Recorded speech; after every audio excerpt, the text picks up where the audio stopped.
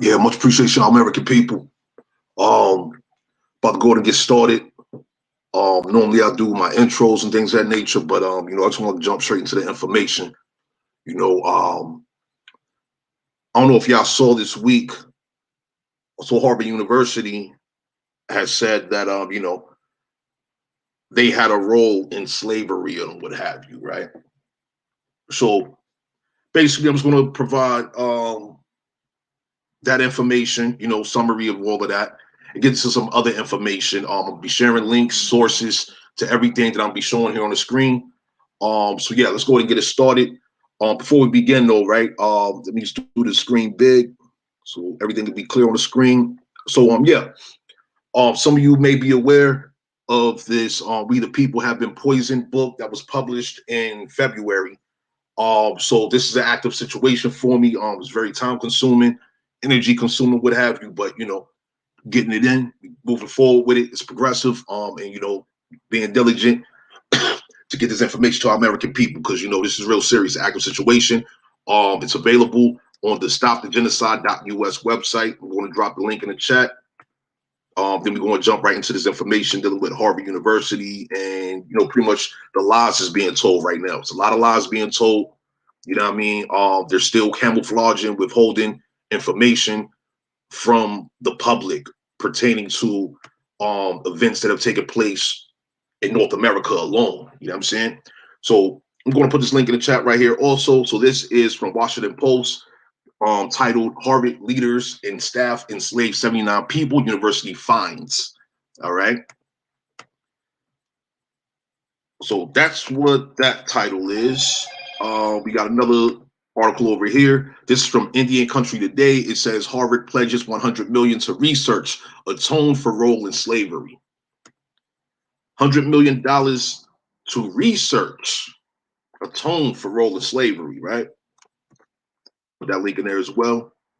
Continuing, we have a CNN article. Harvard commits $100 million to redress its complicity with slavery. All right. Yeah, I'm just laying a foundation for this evening's discussion or this presentation I'm going to be sharing, right? So here it is. We have harvardmagazine.com. This is from 2021. It says Peabody Museum discovers possible slave remains in its collections. All right. Now, what's important here for everyone to keep in mind, right, is the Indian slavery that was taking place. Harvard, they are admitting that. Continuing, we have this article here: Harvard slavery and Judaism. Okay.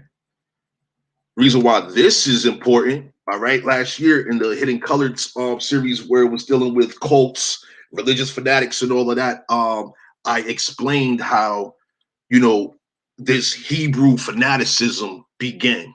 Okay, and it began with these colonial colleges as well as with the people they were sent over here, the people known as Moranos.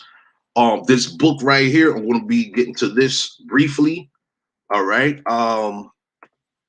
Very good information in this book right here. This is the title of the book.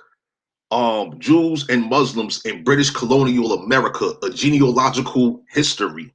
Okay, this is a free book available on archive.org, 296 pages. Great information. We also have Puritan Great Migration ships. All right, Puritan Great Migration ships. So this right here, this is providing evidence in regards to where the quote unquote slave ships were coming from. Okay, this is additional information about that. And what you'll see on this when we get into it in a moment, you'll see they was all coming from Europe in regards to the East Coast. All right, we're going to see that in a moment. Here's another thing here. Teachingamericanhistory.org, passengers bound for New England. Okay, this pertains to, once again, people being shipped from Europe as slaves and things of this nature. All right. We have this one here, olivetreegenealogy.com, ship's passenger list. This is important for anybody interested in doing genealogy. A lot of great information out there. A lot of information is available. You have a lot of researchers that have been doing genealogy research for years. All right. Continuing. We have this marbleheadmuseum.org. This deals with the ship Desire. Okay, the ship Desire. That's the ship that Harvard University references in this report they released recently. All right. Part of my phone's going off in the background. Let me see what's going on. Yeah, I'm getting a lot of notifications right now. Let me turn this thing down. One moment. How's everybody doing though? Appreciate your presence. All right. Continuing here. So yeah, before we jump right into this Harvard information, right? Let me just lay the preface. Okay, so here it is. This is the Harvard report. 134 pages as referenced in the news articles, right? So that's available for anyone interested in reading that as well. This right here is a document that I showed last year when I did the Hidden Colored series. Harvard and Slavery, Seeking a Forgotten History. Okay. Continuing. This is what I want to present to you first before we get started. Reason being, Harvard is talking about African slaves. They continuously want to make reference to African slaves. This is the propaganda. This is the lies that the foreigners are constantly repeating and regurgitating to confuse and destabilize the mind and spirit and the actions of our American people. All right. So now this is an archaeological, anthropological, ethnographical book right here. Samuel Morton is the author. I don't have the link present right now, but I'm just going to go ahead and read to you what it's saying here. Let me zoom in so we can get it big on the screen. That looks ugly right there. Let me zoom out. All right, that's a little better. So let me just jump right back up here real quick, right? So it says, and this is the name of this book here is Natural History of Man. This is chapter 22, as you see, right? Of the Native Races of America Collective Survey. It says here, the Aboriginal people of America are generally considered as a department of the human family, very distinct from the inhabitants of the old world. That means Euro, Africa, Asia, Persia, all of that. You know, I mean, those are all foreigners. They are not our American people, okay? They're not the Aboriginal peoples of this land here, okay? This is natural history of man we're dealing with right now, okay? Continuing, it says, the insulated situation of the continent and the fact that it was so long unknown. Once again, this continent, this American continent, was so long unknown, and the tribes which it contains so long cut off from intercourse, that means interaction with other nations, are among the circumstances which have contributed to produce this impression. Continuing, the American nations taken in the aggregate are neither among themselves so uniform and unvaried in their physical and moral qualities, nor is the line of distinction between them and the rest of mankind so strongly marked as and so obvious as most persons imagine. Okay, let me just jump straight into it. All right, we're going to jump down here to this last paragraph here. Where are we going to continue from? Okay, I'm just going to start right here. So the era of their existence as a distinct and insulated race must probably be dated as far back as that time which separated into nations the inhabitants of the old world and gave to each branch of the human family its primitive language and individuality. Okay, so we're talking about long time ago before recorded history. Okay, long time ago, and it's blatantly saying here, the era of their existence as a distinct and insulated race. Distinct, we were insulated, we were separated from all other races on this planet, okay? So once again, we're talking about our American people versus the foreign people, the foreign races, if you will. They are mankind, we are natural man, okay? The traits which serve to characterize the Native Americans, okay, and they have native lowercase here because this is a reference to the natural people here, all right? Not native in the legal sense as it applies today with these people running around calling themselves quote unquote Native Americans, capital Native and all of that. Because once again, there was a Native American party, and that was a result of the foreigners invested in the circuses where they were dressing in costumes and creating propaganda, the same way they create movies and TV series, promoting their what's the word for this? Promoting their fraud and identity theft. Bottom line. All right. Let me check the status of the chat, see if anybody's commenting. All right, cool. Yeah, feel free to put your comments in the chat. It's all good. Let's continue. Where we at? We're over here. So the traits which serve to characterize the Native Americans collectively are, as I have said, not so obvious as by some they are supposed to be. Okay, these nations are called quote unquote red men, but there are tribes equally red and perhaps more properly deserving that epithet in Africa and Polynesia. Okay. And the Americans are not all of the hue dominated quote unquote red, that is of a copper color. Some tribes, as we shall see, are as white as many European nations. Okay. Others brown or yellow, others are black, or at least they are by travelers described as very much resembling in color the Negroes of Africa. Okay. So I'm gonna leave that right here for now. Once again, the reason why I am presenting this is due to the fact the foreigners have been invested in the reclassification of our American people into Negro, colored, black, mulatto, et cetera, et cetera, et cetera. These are not definitions for the nations and bloodlines in which we carry that are American. You see what I'm saying? They have invested in mixing our people, our American nation's descendants with their foreign people. Our bloodlines have nothing to do with theirs. That's just the bottom line. All right. Let's continue. So I'm going to read you. This is Chief Osceola. Much appreciation to History for sharing this quote. This is from Harper's Weekly, June 12th, 1858. It says, once again, Chief Osceola, am I a Negro, a slave? I am an Indian. The white man shall not make me black. I will make the white man red with blood and then blacken him in the sun and rain, where the wolf shall smell his bones and the vulture live upon his flesh. Okay, so in this picture right here, right? This is an old picture. This is what we have on A4 Truth apparel right now. Chief Osceola, natural brown complexion, okay? He's not a black man, okay? He's saying clearly, Chief Osceola, he was of the Creek, which is a branch of the Choctaw nation and all of that back in the early 1800s, okay? And he's blatantly saying he's not black, all right? He's saying blatantly that the white man shall not make him black, okay? Let's go and continue.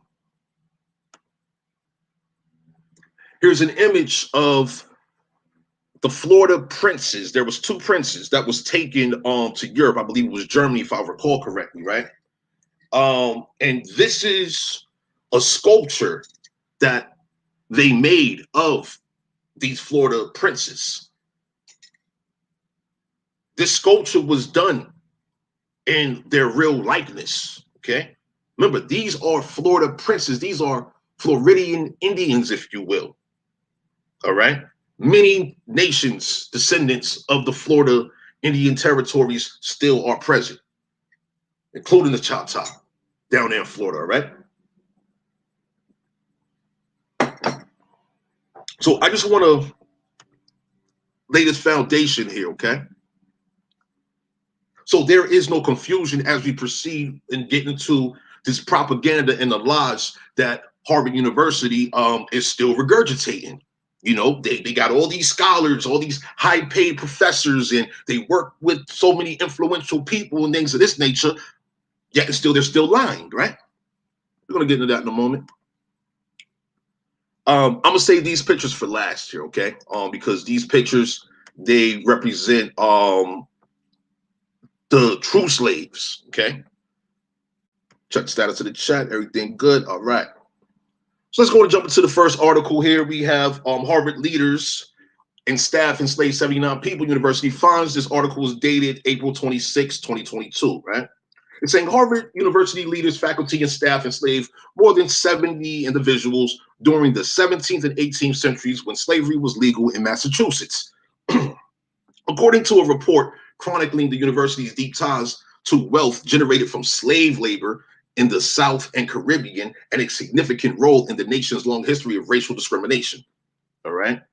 The Harvard report made public Tuesday represents a landmark acknowledgement from one of the world's most prestigious universities of the breadth of its entanglement with slavery, white supremacy, and racial injustice for centuries after its 1636 founding. All right. I'm just going to jump down here. It says much of Harvard's record on slavery and racial discrimination has been known for years, but the report sought to deepen that knowledge and tie it all together in an unsparing portrait of institutional failings. Among its findings, enslaved people of indigenous and African descent, it says here, right? Now, indigenous is a reference to people that look like the Florida Princes, as well as Chief Osceola. All right. In addition, it's saying here in this archaeological, anthropological, ethnographical text here, dealing with the races of man, the natural history of man, right? It's saying here that here in this American continent, there's various complexions, some including described as very much resembling in color the Negroes of Africa. And so now when we have Harvard University saying those of African descent, they need to be very clear about that, especially when they're playing games with the appearance of the indigenous peoples, okay? It says African descent played an integral role in the Harvard community in its first century and a half, all right? It says the first Harvard schoolmaster, Nathaniel Eaton, enslaved a man known only as the Moor, who served the college's earliest students. Various Harvard presidents, fellows, overseers, stewards, and faculty members enslaved more than 70 people until slavery was outlawed in Massachusetts in 1783. The report did not state a precise count, but the university said the total appears to be 79, dozens more than previously known. The situation is this, right? Indian slavery was big business. And in regards to these Africans, right, I want you to pay attention to something here, right? It says in African descent, highlighted right there. And then here it is, we have the schoolmaster, Harvard's first schoolmaster, Nathaniel Eaton, enslaved a man known only as the Moor, okay? Now, let me just go and jump over to this text over here, okay? Let me check the status of the chat. Kasana Darden, appreciate your presence. How you doing? Appreciate you. Yeah, so we're going to go ahead and continue now. Now, this is the text here. I'm going to put this link in the chat again. This is Jews and Muslims in British colonial America, a genealogical history. Let me go and put the link right here. So, in this text, right, let me go to do it big real quick. In this book, it's blatantly saying who the Jews and Muslims were that was shipped to this American continent, specifically North America, okay? Now, looky here. Let me zoom in so you can see this real quick, right? So, right here, chapter 4, where it says Massachusetts, that's where Harvard is, right? It says Pilgrims, Puritans, Jews, and Moors, all right? So, but we have these characters call themselves Moors, and they're talking about how they was kings and queens, and they was doing this crazy stuff over there in Europe, and they're indigenous to the world and aboriginal to the world and all this nonsense. Well, what I'm showing you this evening and what I've shown in past presentations says the complete opposite, all right? Saying the complete opposite.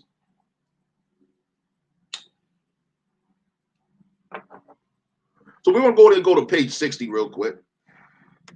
Where's page 60? 70 right there. Let me zoom out. Make sure we got this clear. Okay, this is 63. Let's go back.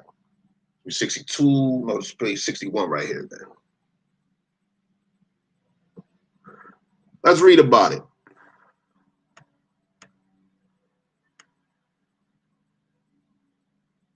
let's see what was going on in Massachusetts during this period, because this is the period of 1620, the period of Harvard University and all of that, right?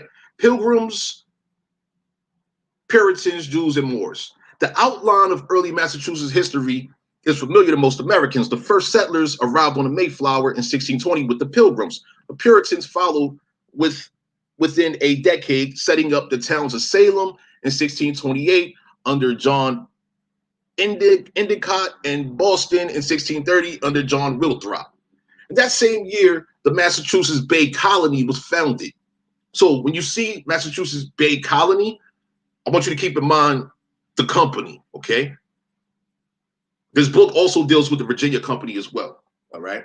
Continuing, it was absorbed the former colony and brought a large amount of self-government, okay? Within the next decade came more than 20,000 immigrants. So 1630 to 1640, more than 20,000 immigrants, almost entirely British, it is said, with East Anglians setting the tone, all right?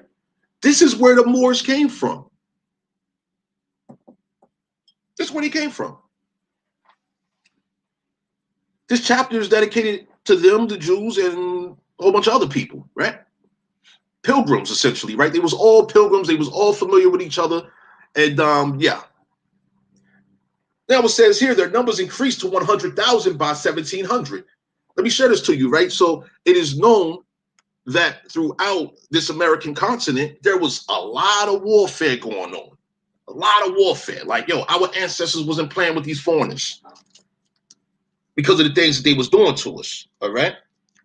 Kashana Darden, I see your comment there. You're doing wonderful. I'm happy to hear that. Thank you so much for all that you've doing for our people. Absolutely, I appreciate you. Also, when you have a moment, check out stopthegenocide.us. That deals with rat poison and personal care cosmetic products. Please be on the lookout for this rat poison ingredient and any chemical. Avoid the chemicals in personal care cosmetic products. All right. Let's go to continue over here. Where are we at? Is that the one? No. Here it is. Let's go to go see what the next page is talking about. I was reading this book early this week, and I was looking for specific information, so I didn't complete my review of the entire book. All right. Let's go ahead. This is what I'm gonna do. I'm gonna run a search for more in this text. All right. You see, this is archive.org. They have some great features when it comes to these texts here, right? So I'm running a search for more. We're currently on page 68. The page number of the book is page 60. On archive.org, it is showing page 68. So I'm just going to look for page 68 over here. Okay. Where are we at? So it looks like they introduced the term more in this chapter on page 72. So let's jump over there real quick.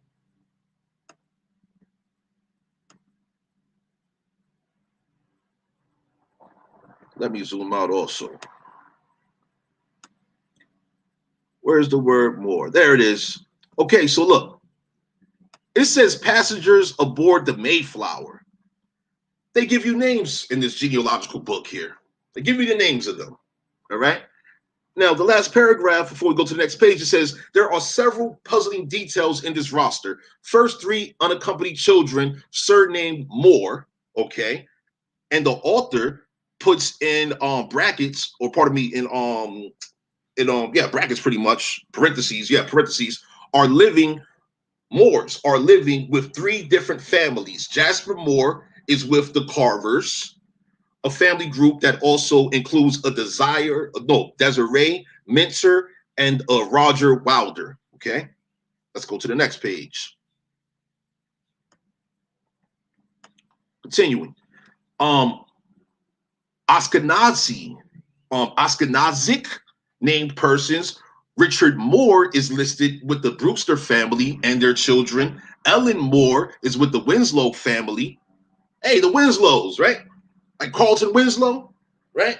So they was role playing Moors on that TV show, right? What was that, the Fresh Prince of Bel Air and all of that, right? Continuing, which also includes George Sule's Sephardic name. So here we have it. Moors and Jews are together in their arrival to Massachusetts. They came together on the Mayflower. How could we have not been taught this in our, youth? Everybody went to grade school. Some people did, some people didn't, but a lot of people did.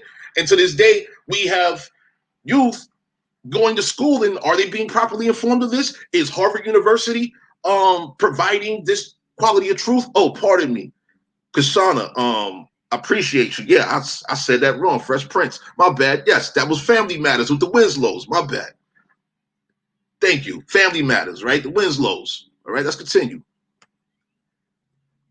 Continuing here, it says, an Elias story, likely from Astoria, a heavily Sephardic region of Spain, or a region called Stora in Morocco. Second, the Hopkins family contains children named Gauls, that's French, Constanta, that's Latin, Damaris, Tamar, that is Hebrew, okay, and Oceanus, Latin, and is accompanied by an Edward Dottie, the Sephardic diminutive for David, Daudi, okay?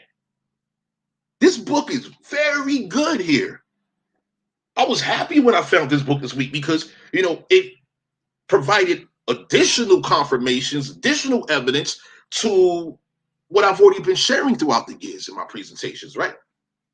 Because the situation is we have people that are foreign to our land, right? Telling us that we're all Hebrews and we're all Moors and we're all this and we're all that. They want us to be everything but ourselves. And the question is, why do they not want us to be ourselves? Why don't they want us to be Americans? Why don't they want us to be of our natural American nations? Why is that? So they can continue to exploit us, continue to colonize, continue to engage in genocidal activities against us? Could this be why? We won't see them as our ancestors saw them, as foreigners who are working against us, who do not have they don't have the best intentions for us. And it's proven. Right now, it's being proven. What do you say, Kashana? Let me read your comment. Says, definitely haven't heard anything like this in grade school or anywhere else except for my grandparents. That's right. Listen to your elders. Speak to your elders about what they know. You said definitely true. And yes. I think I need to pull up my other phone. I got to figure out how to do that so that I can effectively read the comments here. Give me one moment while I pull this up on my phone. Yeah, I'm a multitask. Let me read and log in over here too. Give me one moment, y'all. I got a business call coming in. My apologies.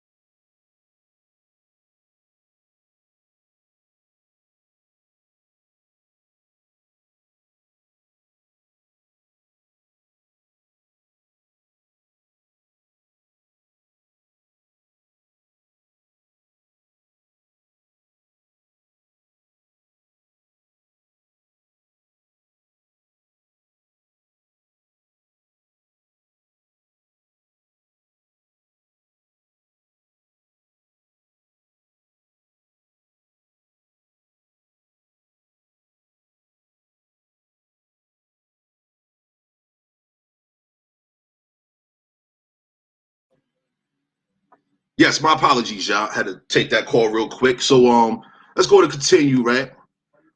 So this book is great. It provides names, dates, and locations. That's what genealogy is about. Once again, this is a genealogical book right here. All right, let's go to zoom in again. So once again, anybody that appreciates genealogy, this is a great reference. You know, even for people that descend from these people here. You see, you have people. It says a Tilly family includes Henry Sampson. That's Hebrew. And finally, among the unmarried adult male passengers, we find Moses Fletcher, John Goodman. That's Ashkenazic for Shem Tov. We have a Diggory priest. That's a Kohen of Richard Gardiner. That's Jardine. And Thomas English. Jews often took their country of residence as a surname. Thus, we believe a strong prima facie case can be made for the likely presence of many Sephardim and Moors among the Plymouth passengers. Once again, y'all ask a question. How come our American youth have not been informed of all of this? This is not new information for those that are in this field of research. You see what I'm saying? But this information is available. And we have too many lies being told by people that have influence, and institutions, organizations, corporations, etc., that have influence. We have too many individuals that don't deal with genealogy, that's making false claims, making blanket statements directed at confusing our American people and our American nation's descendants. This is a problem. And so when people ask me, what's the solution? Well, awareness is a solution. Having these references, these sources, as I provided in this, these are all solutions. With awareness, now you can be in position to be prepared to respond to these lies with pure truth. And there's an abundance of evidence, all right?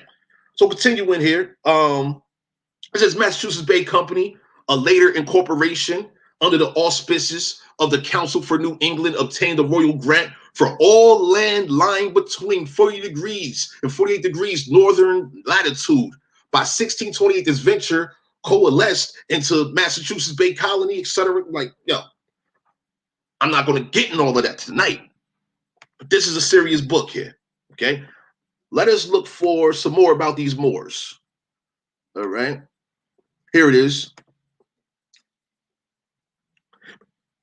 And so, yeah, that's matter of fact, that's how I came across this. So I was continuing research from some time ago. I can't remember when I really started getting to this part of the research, right? I had a question. Could I identify Moors in association to the Virginia Company? Well, this book is evidence of that. This book provides evidence of that, all right? Let me go ahead and go back a page, though. Let's see what they're, let's see, make sure we got some good references here. So yeah, this book has pictures of these people. Remember, you know, these people are of mixed blood. The foreigners have been mixing with each other forever, long before they arrived to this American continent where they are mixing more. All right, they're still mixing. Okay, some foreigners they do preserve their bloodlines because of their value for purity and things of that nature. Those we can call those people conservatives, if you will. For me, I like to term myself as an American preservationist. I want to preserve our American bloodlines. That's what I would say. All right. So continuing here, where we at with it? So yeah, we have people from Hungary coming through. Look at this. You got Moses, Maurice, Simon. These are all Hebrew names. Hebrew names here. All right. You have a Simon Nooms. That's Yiddish, Nachum, and Jonas Wilson. Yet a third group included Jacob and Henrik or Heinrich, Ekins. That's Elkanah, and Adrian Johns Engel. That turns into Angel and things of this nature. Now look, by 1626, the West India Company had been formed with Isaac de Razarez serving as his chief commercial agent in New Netherland. So New Netherland, also known as New Amsterdam, okay, that's the New York region right now. All right, let's go and go to the next page. Go back over here. Let's go up. So you guys continue with these Moors. It says, from the beginning, it functioned as a mercantile military arm of the Netherlands. We're talking about the Dutch right now. Attacking, plundering, and otherwise harassing the hated enemy Spain and her colonies. The Dutch under Jan de Moor, literally John the Moor, established colonies in Guyana, the Amazon, and Essequibo during the early 1600s and vied for the rich trade in Brazilian sugar. They contemplated conquering Brazil because, in their view, the Portuguese were neither able nor willing to offer effective resistance, especially as many of them were Jews, sworn enemies of the Spanish Inquisition. Yeah. Do you understand how funky this is? LL Lewis, appreciate your presence, Halito. Do you understand how funky this is? I gotta find this quote real quick. Let me. I'm gonna leave this on the screen while I locate this text. I presented this previously. I want to show you this again. I believe this text came from Blacks of the Land. Yes, that's where it came from. Blacks of the Land. Okay. Let me see here. Yeah, here we go. Yeah.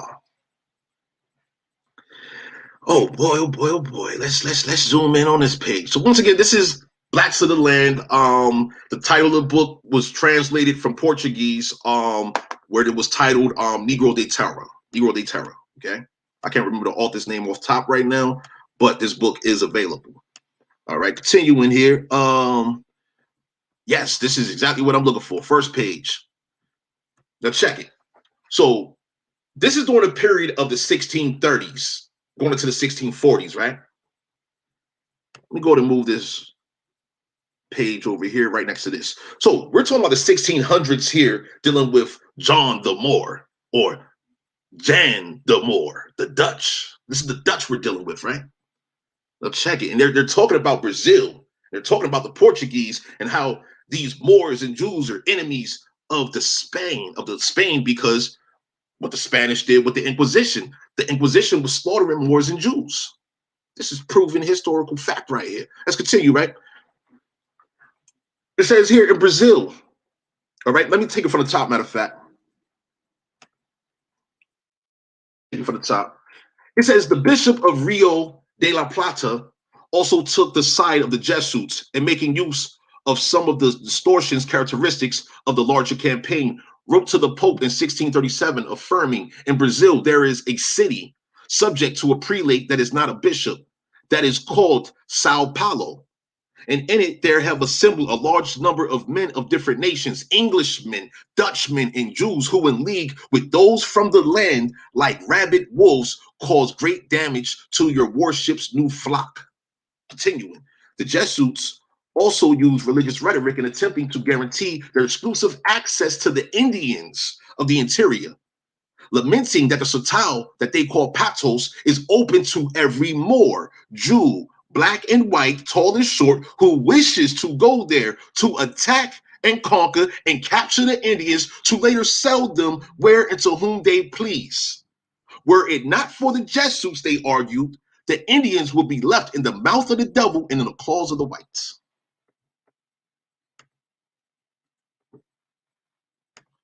Do y'all understand the significance of this? I mean, seriously.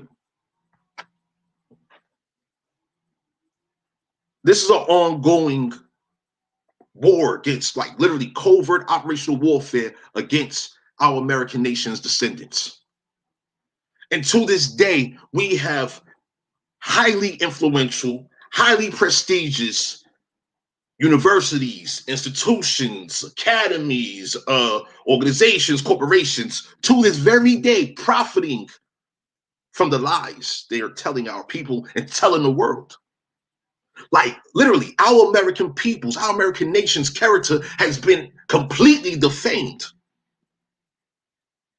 Our identity is being stolen. In front, like right now, our identity has been stolen. Right now, stolen. The foreigners have it to the point where they have taught our youth, they have programmed our youth to say, fuck America. Then we have other foreigners whether they're in their countries of origin or they've arrived here as immigrants, and they're saying, fuck America. No distinction between the continent and the United States. No distinction between the two is being made when these foreigners are speaking. And when they have our people under foreign influence expressing their grievances, right? Their frustrations and what have you. It's just, fuck America. But meanwhile, we have a duty here. This is ours. Our duty is sacred. That's why I'm presenting this information to you to this evening. You know, we have serious things going on in this continent right now. You know, I'm prioritizing North America because this is where I am. You know, if I was in Brazil, I'll be focused on issues going on in Brazil because there's some real serious issues going on in Brazil right now. Throughout this entire American continent, very serious issues is going on. Murder rates is crazy. Central, South America, the Caribbean, etc. Murder rates are outrageous down there. Cartel wars and all types of madness going on. You see? And so when we have Harvard University talking about Harvard, slavery, and Judaism, right? And here it says here what the story of Judah Monish tells us about America and the children of Israel. This is propaganda. Let me go to jump into this part, right? For all the Hebrews out there and people that have been influenced by the Hebrews, yo, they've been lying. They haven't been given full disclosure. Okay, let's get into it, right? It says the first Jew at Harvard was a slaveholder. Damn. So what about these Hebrews talking about, yeah, we're going to enslave people again, right? Like, I hear the Hebrews talking that nonsense, right? They're talking that here. They're not from here. If you claim to be a Hebrew, you are an immigrant, you are a foreigner, and you are preaching, you're promoting criminal conduct on our land against our people, right? Continuing, that's the bombshell so far as I can tell. Buried in the appendix of the new report, Harvard and the Legacy of Slavery. Continuing, the report's list of human beings enslaved by prominent Harvard affiliates includes the enslaved persons Cuffy in Sicily, owned by Judah Monish. Monish lived from 1683 to 1764 and was an instructor in Hebrew at Harvard College from 1722 to 1760. So now, let's just run this back again real quick, right? So here it is in Massachusetts, right, where Harvard University is. You had Moors and Jews together. They came together, they played together, they did whatever they did together, and it was all against our American people. Okay? It's all here in black and white. It's all here. They were converting into Christianity because of Spain's dominance, agreements they had with Spain. I'm not going to get to that part of the presentation tonight. Nah, that's some other deep information right there. But long story short, you had these Moriscos and Moranos. The Morisco is a Moor that converts to Christianity. A Morano is a Jew that converts to Christianity. See what I'm saying? That's what's been going on here. They play these religious games, just like the Masons. That's why the Masons say things like, oh, it doesn't matter what religion that you have here. It doesn't matter. You got the public situations, then you got their private situations. They believe in something else in them temples. But publicly, they got you on the impression that, oh, we're Hebrews and we believe in this, and we're Moors and we believe in that. Nah, man, it's much deeper and funkier and wicked than that. As we see, go there to attack, enslave, conquer, exploit the Indians, and sell them to who you please. Let's think about Planned Parenthood, because that's a modern day form of slavery and attack. All the abortions and all that, that's attack on our people. We're taking losses. Who are we going to import? Who are we going to immigrate from wherever in the world when, once again, our American people are distinct from all other nations on this planet here? All other nations, we are distinct from all other nations, all other races. American is a race of people, very diverse, but at the same time, we're very distinct from all others. Okay. Where's that article at again? Where was we reading from? I gotta find it again. Here it is. So they're talking about these enslaved persons, a Cuffy and a Sicily. Well, guess what? They came from Europe, didn't they? They didn't come from Africa. They came from Europe. Oh, these are Puritan Great Migration ships. All these ships came from Europe. Let me show you. Where's that website again? Where's it at again? Is this the one? Yeah, this is the one. Now look, let me go and drop this link in the chat again. And all the sources are provided on this WikiTree website here. All the sources are provided. Okay. Let me go back right here. Let's zoom in. English and Dutch separatist ships. 1623, pilgrims divide their land. People mentioned in division of land came on the Mayflower 1620, the Fortune 1621, the Anne 1623. Continuing, it says the Mayflower that came, it departed Plymouth, England, and then it arrived Plymouth, Massachusetts 5 months later. Let me zoom in. Let me go to bring all of this over so it'll be real clean and clear on the screen so y'all can see exactly what's going on here. Okay. It's giving you the captain's name, the ship name, the departure date, and the arrival dates. There is no excuse for DOS, descendants of slaves, blah, blah, blah. I'm just assuming that I'm a descendant of a slave. Nah, buddy, you can actually trace and track the manifest and the ship's names, all of that if you really wanted to. But that's the propaganda. Nobody's telling the people to look for the quote unquote Africans coming out of Europe, right? Nobody's telling them to do that. Let me check the status of the chat. How y'all doing though? Y'all good? Y'all got any questions? I'm gonna see it in a moment. Feel free to put your questions in the chat. I will definitely answer. Once again, I'm not trying to keep this presentation too long. I just wanted to provide some clarity in regards to the lies and propaganda that is still active against our American people. And as well, the foreigners, they could benefit from this as well. Anyone interested in genealogy and truth, it is available. All right, let's continue. So as we see, Mayflower, Fortune, the Anne, Little James, all right. Other New England ships, the Sparrow, the Charity, the Swan, the Jonathan, the Catherine, York, Bonaventure, Charity again, Unity, Jacob, Fellowship, Amity, Abigail, White Angel, Talbot. This goes on and on and on. Let me go back to this article though, and let me pull this one close. Please, yeah, we read it from right here. This is Wall Street Journal article. Let me go drop this link in the chat too. Because once again, Hebrews have no place in this American continent. All right, Kashana, yeah, definitely appreciate you as well. Where we at?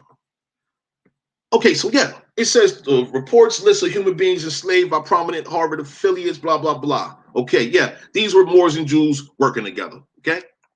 I first encountered Monist's name more than a decade ago while working on a biography of the American revolutionary leader Samuel Adams. Part of the required curriculum for Harvard students from 1735 to 1755 was a study of Hebrew grammar from a textbook written by Monist. So that means this Jew was teaching Hebrew at Harvard University during the colonial college period.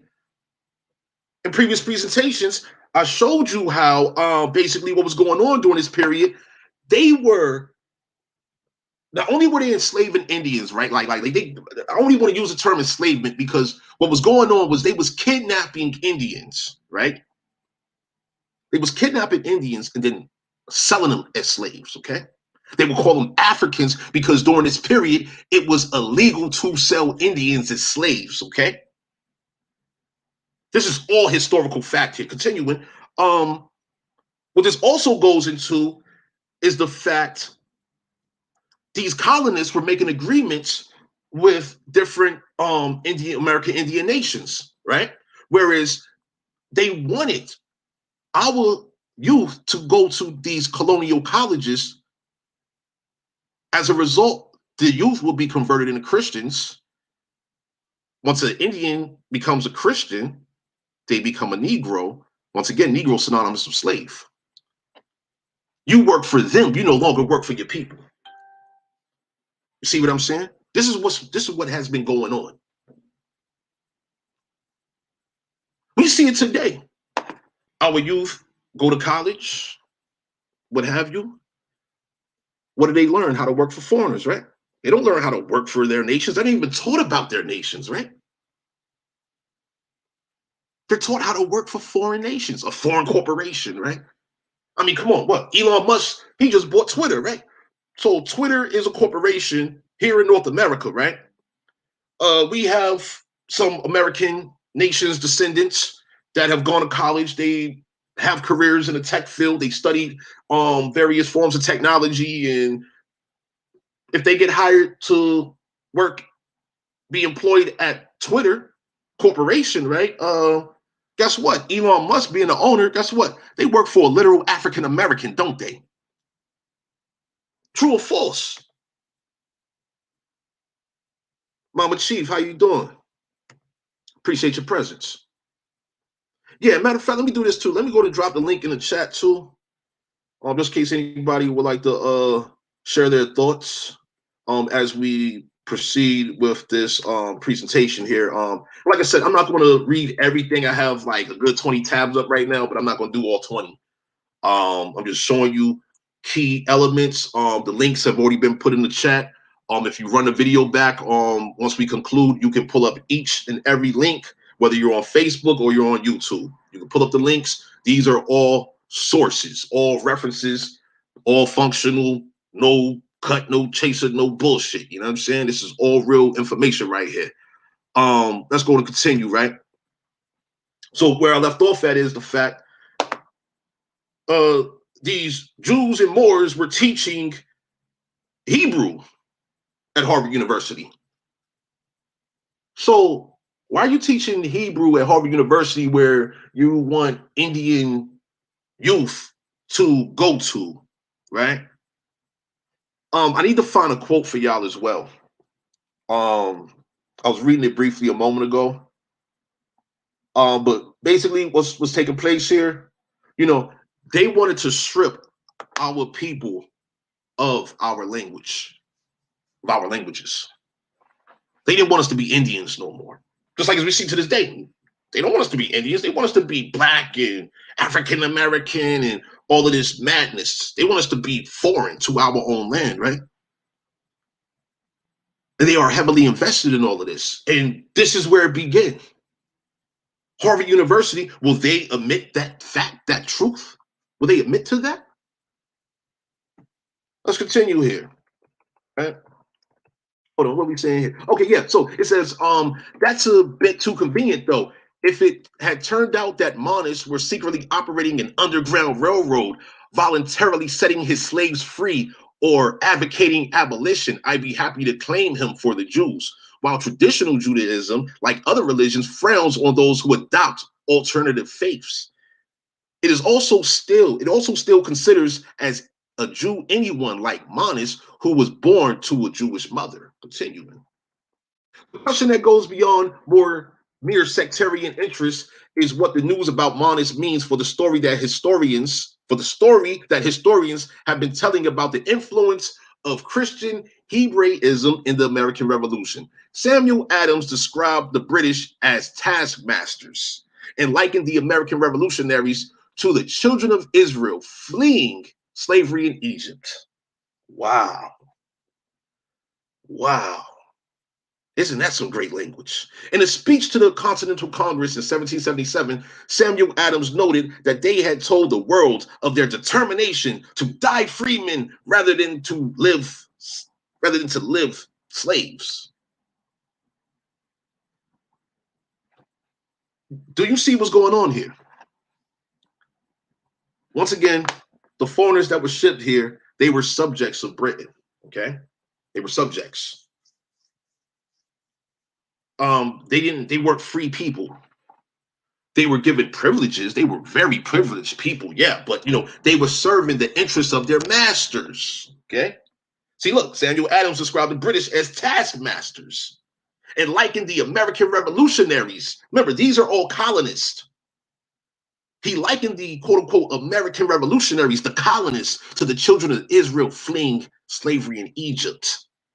Yo. So for the Hebrews and the Moors and whoever else that want to call this American continent Egypt, and they want to call the Mississippi River the Nile River and all that, that's straight bullshit. And this is where the confusion comes from back in the 1700s, the 1800s. This is where the confusion comes from. Because they were likening, they were fabricating, they were imagining. These foreigners were doing all of that. And then we have people believing in and investing in the foreigners' imagination and shit like that, right? That's kind of crazy, ain't it?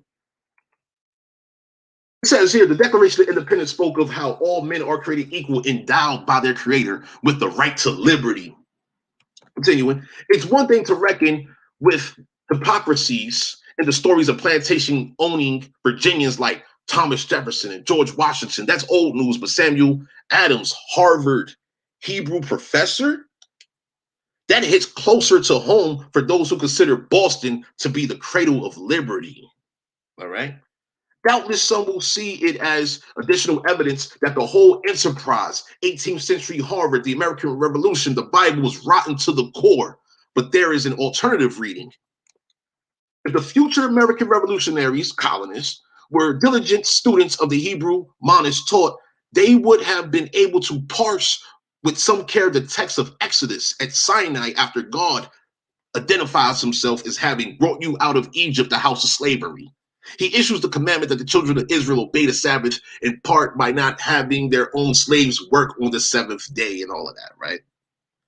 Long story short, this is all detailing how these motherfuckers got a history of being full of shit. And to this day, they're not telling the truth. That's the purpose of this presentation this evening, to provide perspective and clarity on the real truth dealing with these influential institutions and organizations and corporations, etc. They're playing mind games. This is propaganda against our American people. We're the ones that take losses if we don't have the correct information to work with. We take losses. I just want y'all to consider this reality here. Imagine our daughters and sons 100 years ago, right? 200 years ago, right?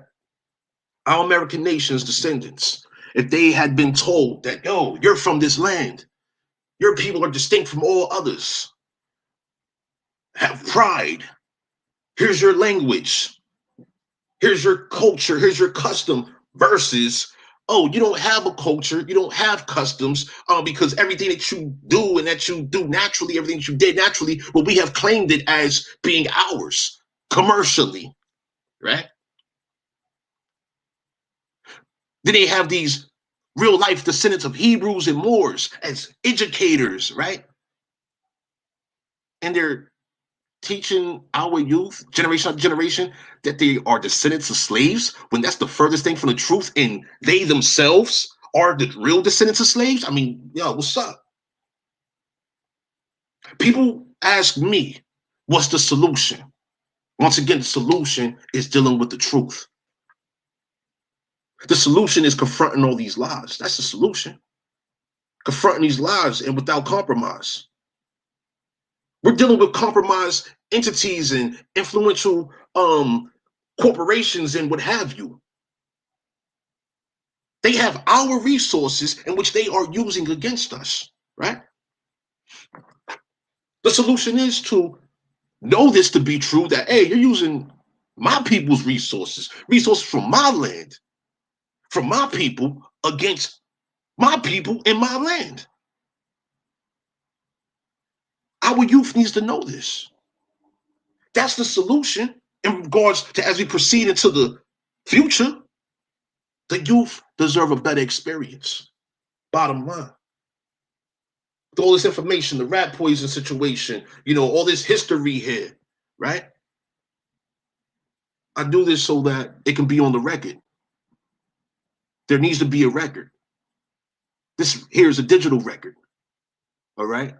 As well as book records, as well as what's especially important, speaking to your elders and documenting what your elders tell you.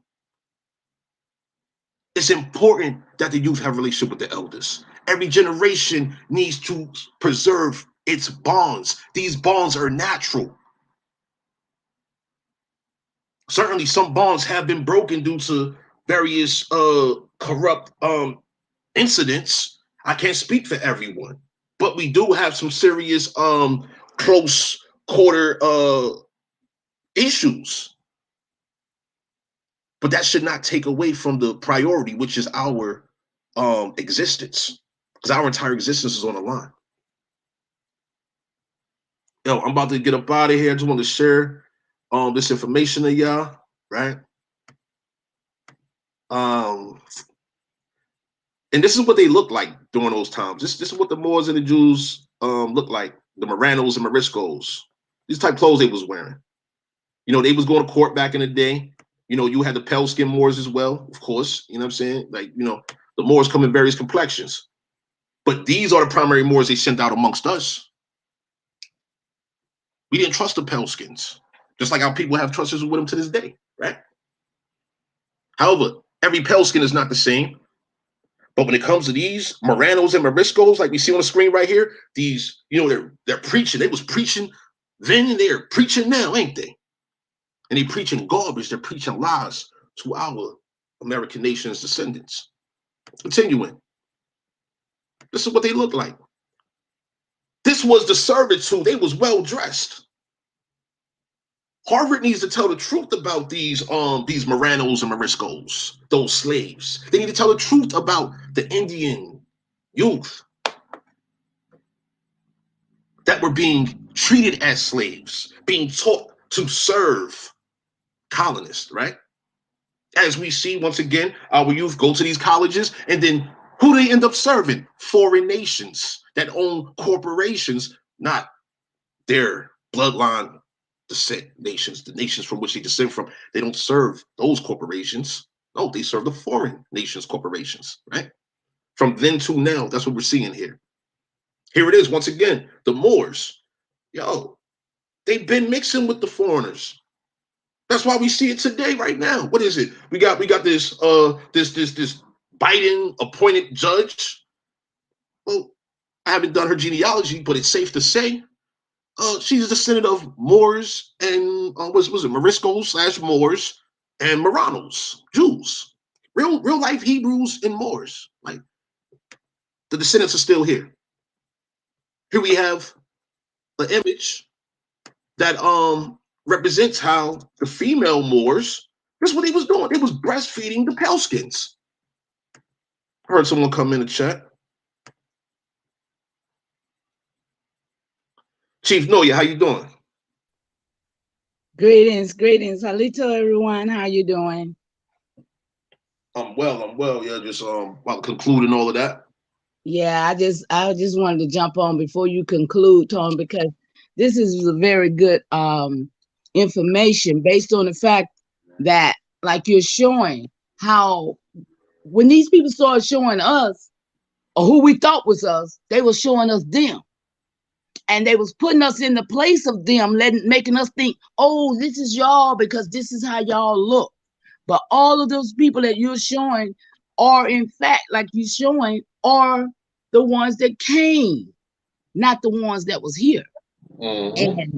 And even the languages that a lot of these people call themselves, got their own tongue, got their own languages and all this, and talking about they are this and that.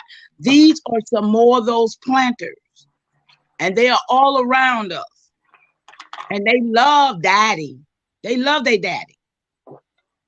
And I just wanted to chime in on that because I've dealt with some people today with this language, with them calling themselves with these tongues. And for you to bring this up, it just hit home. I relinquish. Yeah, you good. Well, I appreciate what you said there. Yeah, The confusion is real. Brandon Rogers, how you doing? See, appreciate your presence. So yeah, we have this Charles Clark. He says new electric door genealogy, but I heard her mama say that they have relatives in West Africa. I'm not familiar with new electric door genealogy. Um, and yeah, that's interesting that they may have relatives in West Africa. I mean, pardon, there's a noise in the background. I got my window open. Yeah, so if she says that her mother has relatives in West Africa, that means that that's where she's from. She's descended of those people. That's bottom line, without question. You know what I'm saying? But our focus here this evening, Charles Clark, is the fact that Harvard University and many other prestigious and influential institutions, corporations, etc., they are still lying to the public. These foreigners are on our American land, in our American continent, amongst our American people, and they're talking about African slaves. They're not telling the truth that those quote unquote African slaves were Moors and Moranos that were exiled from Europe. There was also pirates and various breeds of criminals that were once again exiled to this American continent. The 13 colonies were penal colonies. I've shared that in past presentations, but yeah. Whoever that genealogist is, yeah, I'll be careful with them because for me, in the genealogy research that I provide, I'm able to connect people either to this land or I'm able to connect them to Europe. That's what I'm able to do. All right. So it's a real detailed subject matter here. And once again, this is what they was doing. And this is what they're still doing. All right. And Tony, can I step in right there? Yeah. West Africa. Yeah. Okay. Simultaneously, y'all, remember 1492. The Moors claimed that they was ruling from 711 to 1492. Then they was kicked off, okay, into West Africa. So they are in fact those people that was brought from West Africa, if anybody, not those of us who was already here. So that West Africa stuff, simultaneously, how were you kicked out of someplace in 1492 and then all of a sudden 1492 y'all over here invading us? Yeah, and see that's a good point you brought up there, right? In regards to the Moors getting kicked out, well, that was an entirely long period of warfare. The Moors had been at war with Spain and with the European nations for a very long time before they was made vassals. Like there was literal massacres going on, entire slaughters. Europeans were slaughtering those Africans that had invaded the European region of that mass continent, that supercontinent, Euro, Africa, Asia. That's a supercontinent. All right. Anyway, if you look up Aurelian Moor, let me go and put that in the chat. Okay.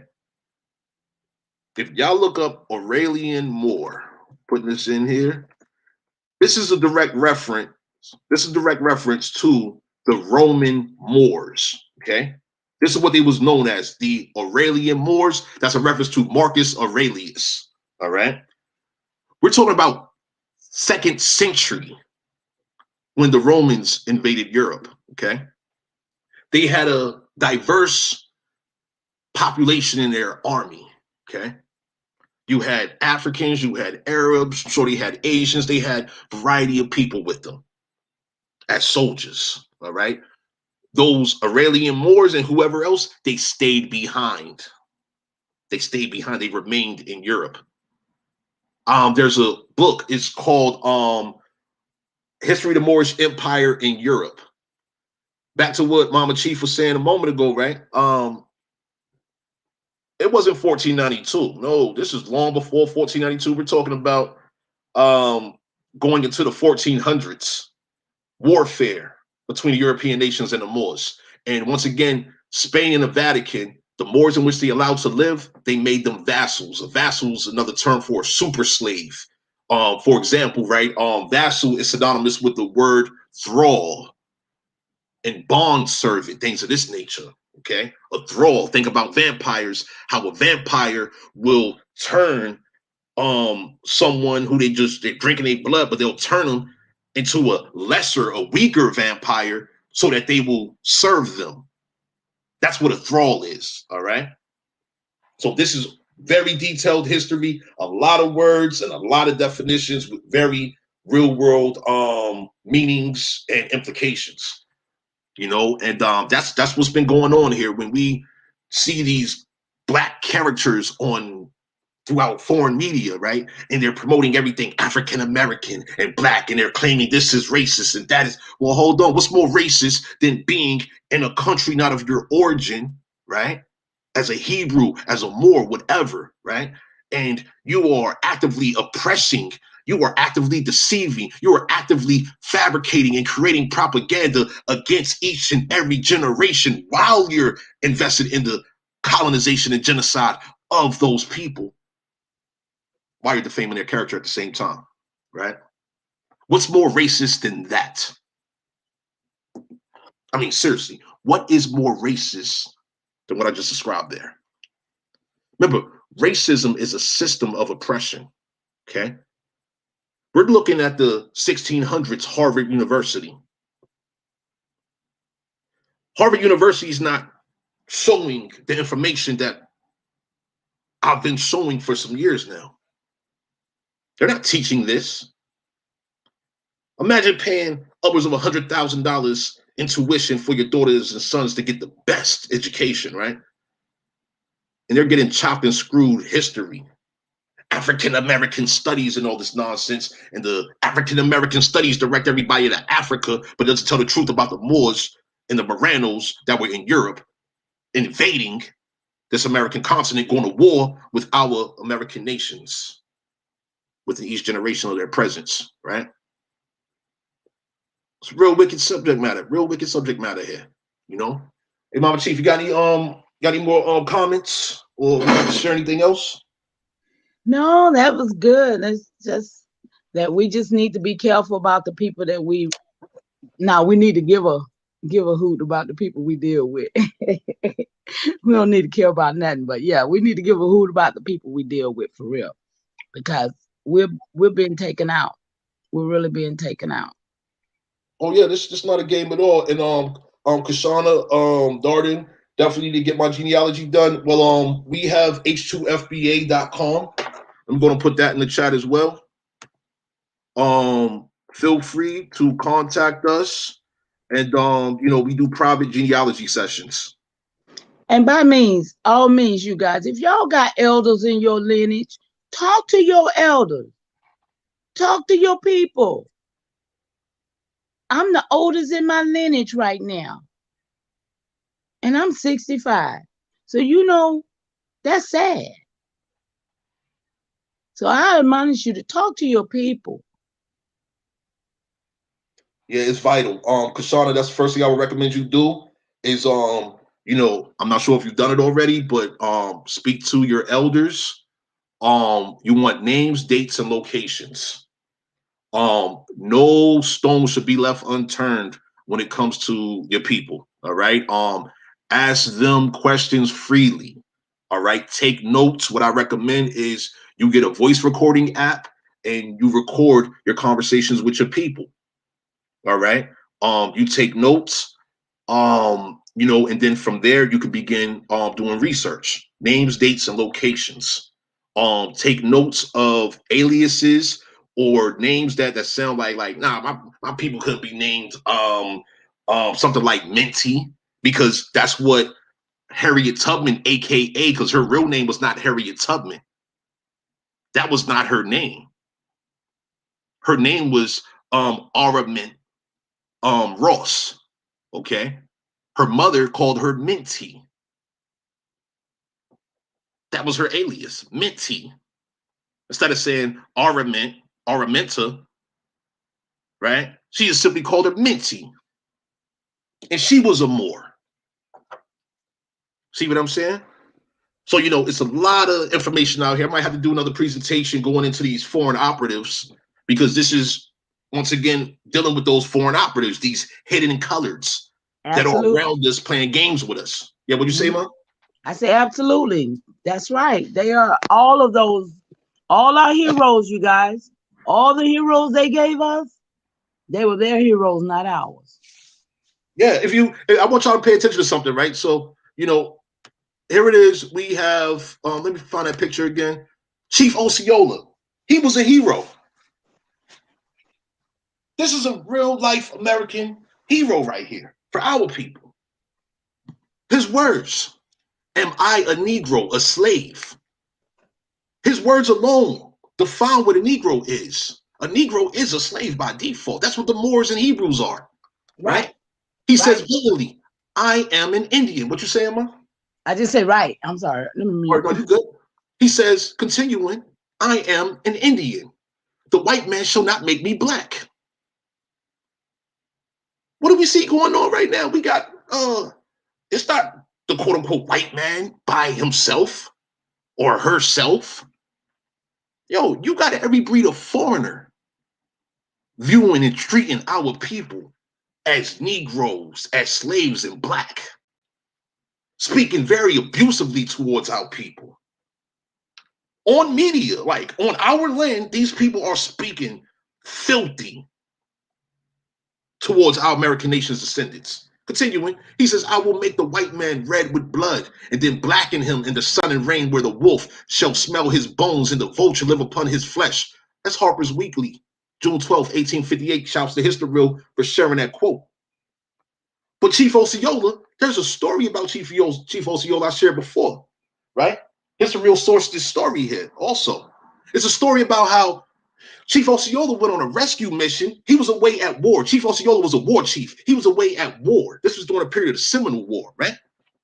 Against the colonists and all of that, which included, once again, the Moranos and Moriscos, the Moors and the Hebrews. Our ancestors at war with them, okay? Don't get it confused. Continuing. While he was away at war, his wife, right, who was the daughter of a Seminole sub chief, right? His wife was kidnapped from her village. The village burned, destroyed, all the women and children taken and sold as slaves. Chief Osceola, like many other of our American ancestors, went on rescue missions. These weren't slave rebellions, these were rescue missions. Why would a Moor slash Morano or Morisco want to rebel against their own people on this land, on this soil, when they are having the time of their life here? They're living their best life here. Yo, you get into this book over here. Let me drop the link to this book again, right? Once again, this is Jews and Moors, no, Jews and Muslims in British colonial America. All right. You know what, Tony? You just So, made me remember something that an elder asked me one time mhm. about them happy niggas that was dancing back in the 60s, in the 50s and 60s up in in these New York and all these happy niggas. Them jolly niggas. They was happy and they was dancing, they was singing, they was stars. Those free The Walter those Listers. yeah, that was those people, Yeah.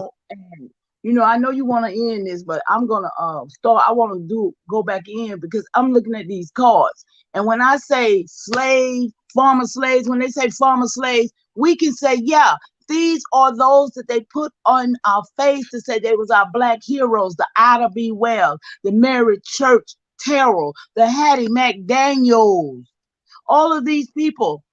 These are not us. These are their slaves. We are not their slaves. We are the real American people. That's right. Sad. That's absolutely right. You know, and you see here, right? So this is another old image here. I can't remember the date. Oh, matter of fact, this date says 1861 at the very bottom. It says white and black slaves from New Orleans. Okay. What you see here as far as quote unquote white and black, I need y'all to keep in mind in the most simplest terms. the mixing that was taking place between the Moriscos / the Moors, the Moranos / the Hebrews over there in Europe, how they were exiled to serve in this American continent's colonies. When I say colony, I need y'all to keep something in mind with colony. Think about company, employees, servants, and things of this nature. Employee is synonymous with servant. All right? That's a real legal definition there. Shouts to Government. you share there too, huh? Government. Yeah, government. All of that. Because don't let these foreigners deceive you or confuse you into believing that this American continent was without government and structure. We had every one of our American nations had systems of governing. We had laws, even though we wasn't writing everything down. We could have books and libraries full of laws and codes and all of that type stuff because that's unnatural to our ancestors. You See what I'm mean saying? full of stolen legacies and lies? Yeah, all of that. We didn't have none of that. Everything we had here was natural. And our punishments were also naturally harsh. So once again, when people ask for solutions, the truth is a solution in regards to dealing with all these lies, because it's the lies that is causing us harm. Let me give you an example real quick, because I'm concluding. And once again, this rat poison subject is very active for me and my engagements, right? So check it. You come down here, right? This is African pride. It And says for for me. natural hair. What do you say, Mom? I say, and for me, y'all, I'm invested in this. Yeah, it says for natural hair. How's it for natural hair? This is an example of a lie, by the way. This is a Yeah. whole example of a lie. How's it for natural hair when it has chemicals such as a literal chemical rat poison ingredient, which is completely unnatural? How can they say to you that this is for your natural hair? This is for your natural being, right? But it contains unnatural, horrible chemicals, which will cause your body extreme harm and damage. All right? How do we address these lies? We address it with truth. That's what the Stop the Genocide situation is about. Presenting truth to the people, giving them the background and defining each and every single last one of these ingredients. This ingredients list is a total of 30, it's like 36 or 37 ingredients. And I counted percentage of it, 62.5% of the ingredients off this list, they're toxic. They're harmful, cancer causing, allergens, irritation, right?